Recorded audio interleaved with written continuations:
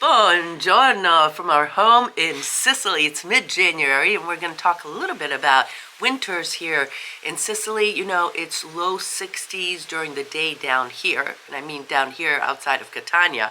Up on Mount Etna at the Nebrodi and Madonia Mountains, a whole different story.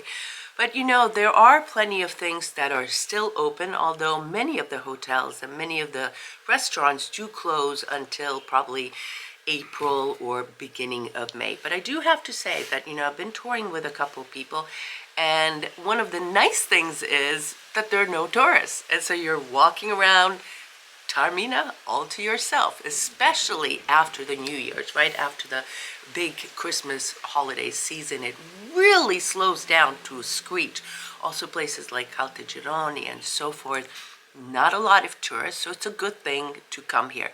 On the flip side, as I said, lots of things are closed, except for some of the museums. And we're going to take you to one museum, Sicilian Puppet Museum, later on in Acireale, that is open. So those are my, you know, good pros and cons, some of being here. For those of you who like to shop, and I know a few people come to mind, one actually leaps to my mind, comma, and a poor husband, comma.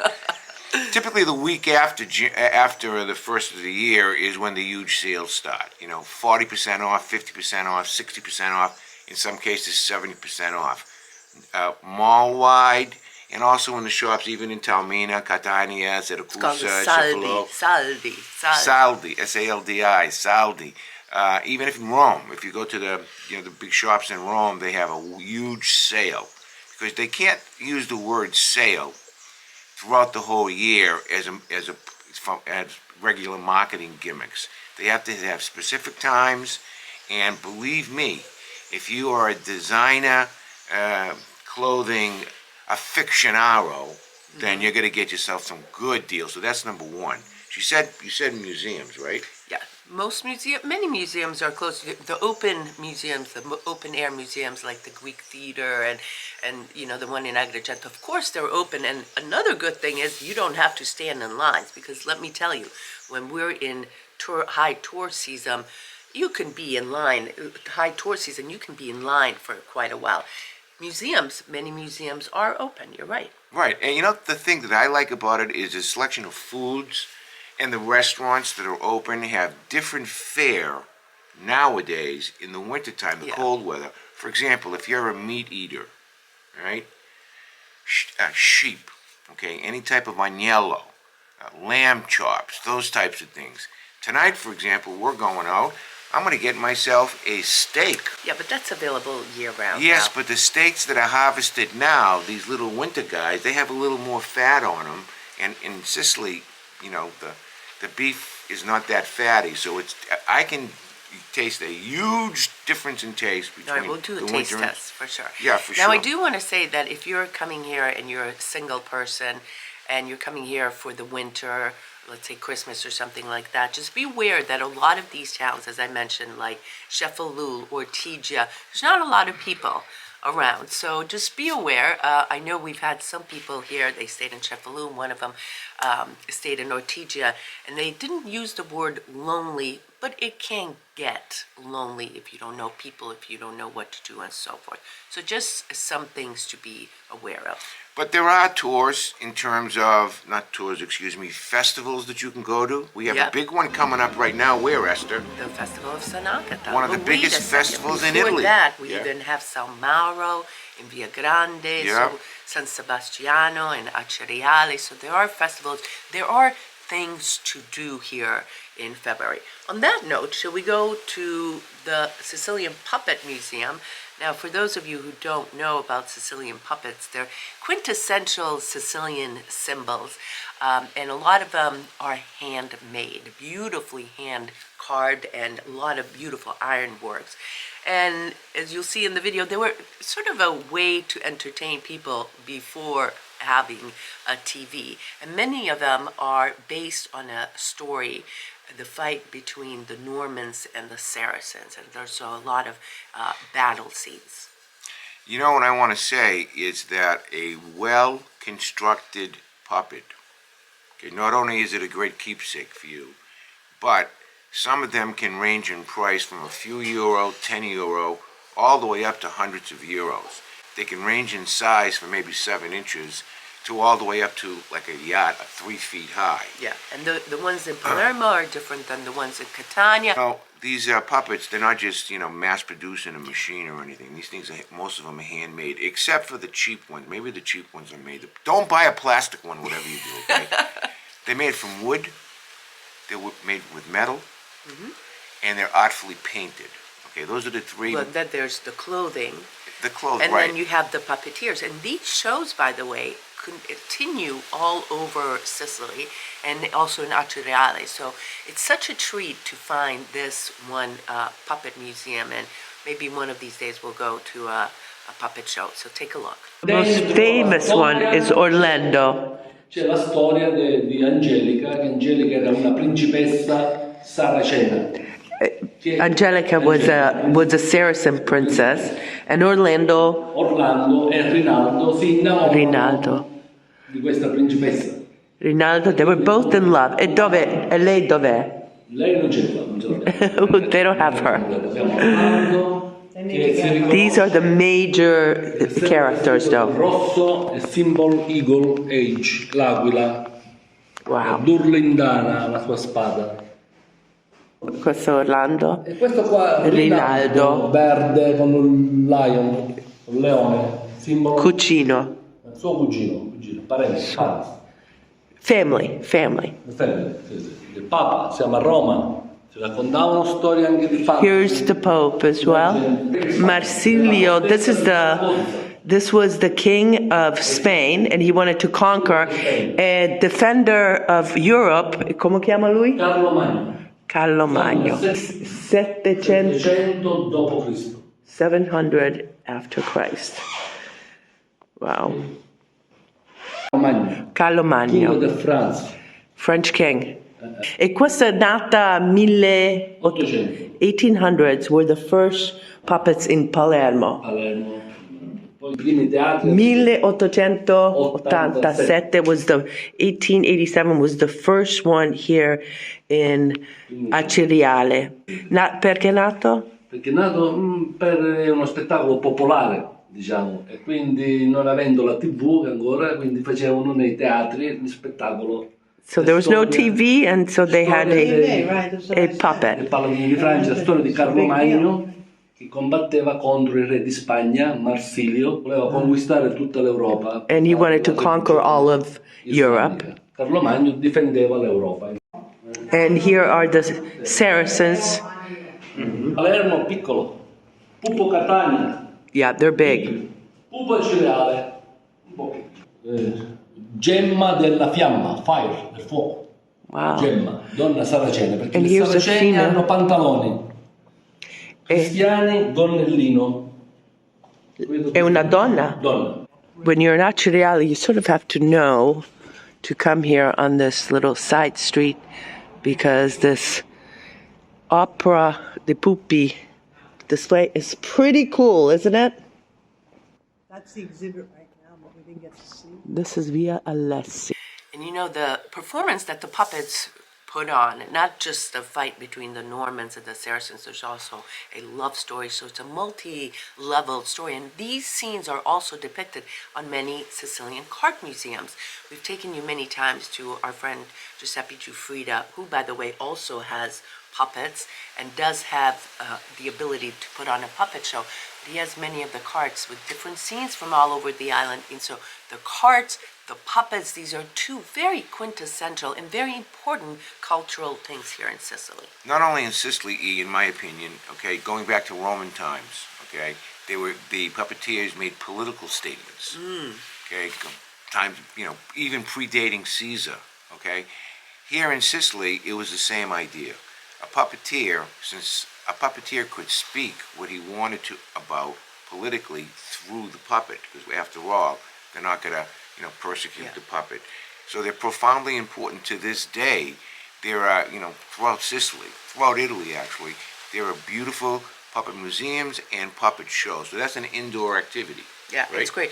Just going back to this 1 second, you're right, because throughout history, through every culture, art has been a way to express maybe Absolutely. political dissent or voice your opinion in a very artistic way. So it's just a beautiful tradition, and as you said, not just political, but it also tells a beautiful story, a love story, a fight between good and evil, and so forth. So let's move on. Sure.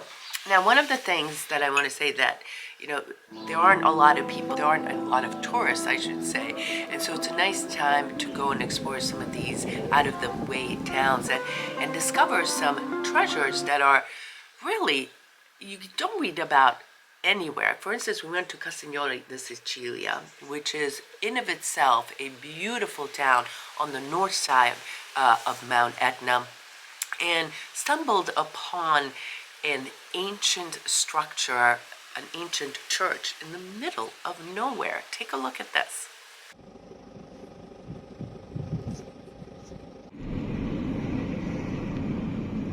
Good morning from Castiglione di Sicilia. We're in the middle of a field.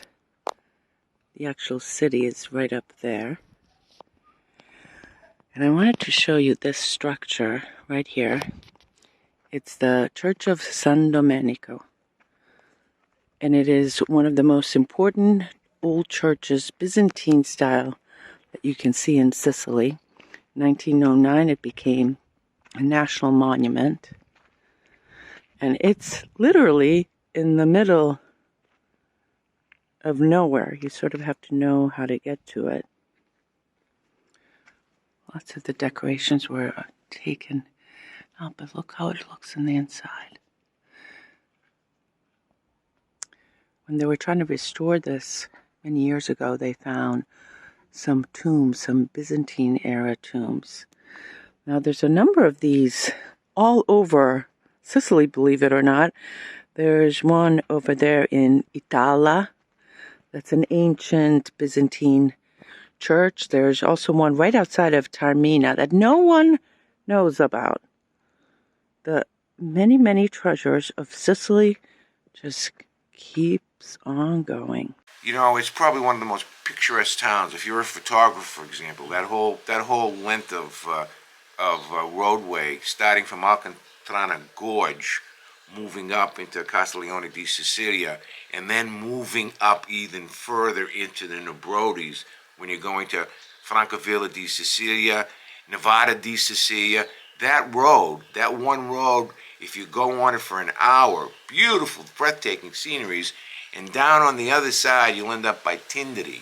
Yeah. So Or it's a you can, great day. or you can continue on to the Alcantara, Castiglione di Sicilia, Francavilla, which is still on Etna, Yep. by the way, and then go down to Lingua Glossa, Fiumufredda, Piedmont Yep. Etnea, and go down on Mount Etna, and you end up, again, Fiumufreddo and down there. So The roads are well marked.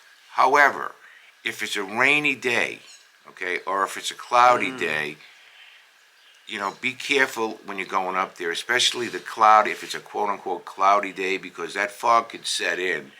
And start earlier in the day. Start 9 o'clock or 10 o'clock in the Good morning. advice. Especially if it's a sunny day. Then you'll be fine. now, the other thing that's cool in the winter is that there's skiing on Mount Etna.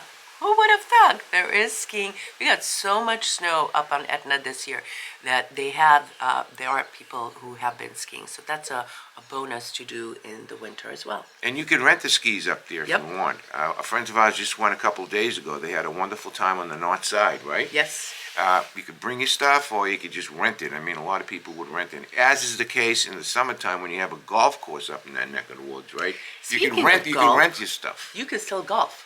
You can still You go. can still golf. The golf courses are still open. Ah. The putting green up by us, it's still open.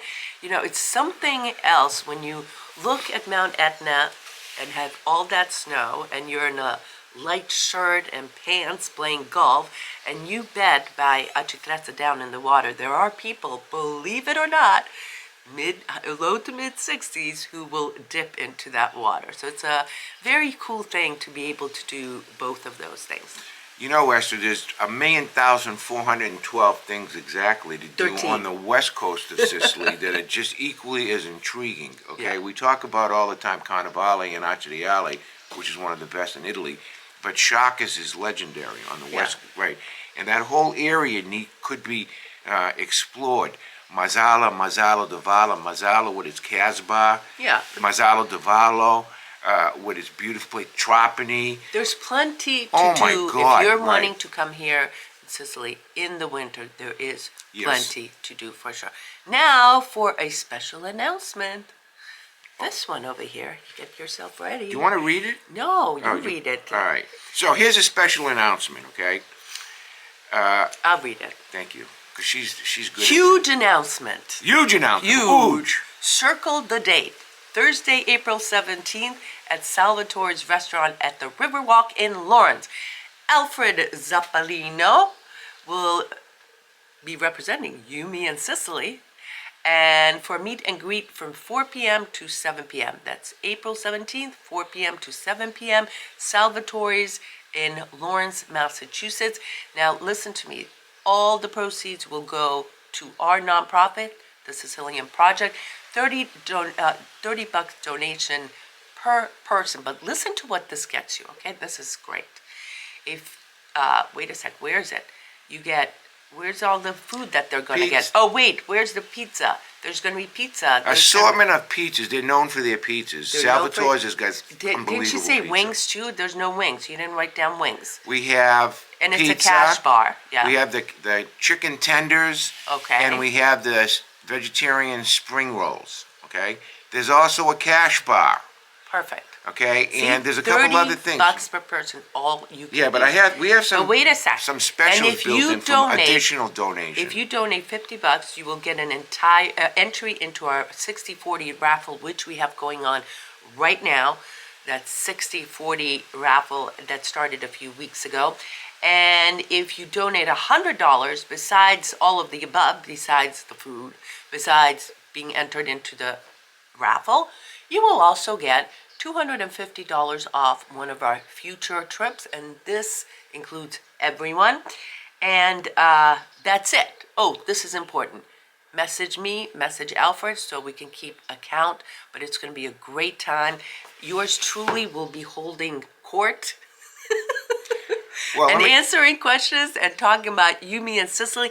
And the best part is that your donation will be going to fund classes free for Sicilians, English classes free for Sicilians. So that's our gift back to Sicily. And we have another special announcement, don't we? Well, I want to finish with this one, if you don't Well, mind. First of all, attached to that. your donation at the Sicilian Project. Go to www.thesicilianproject.com. Make a donation, okay?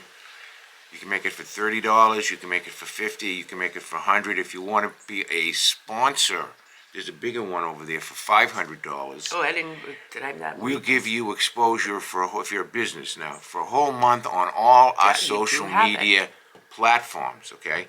And it's tax exempt because we're a 501c3. I go back once a year for 2 weeks.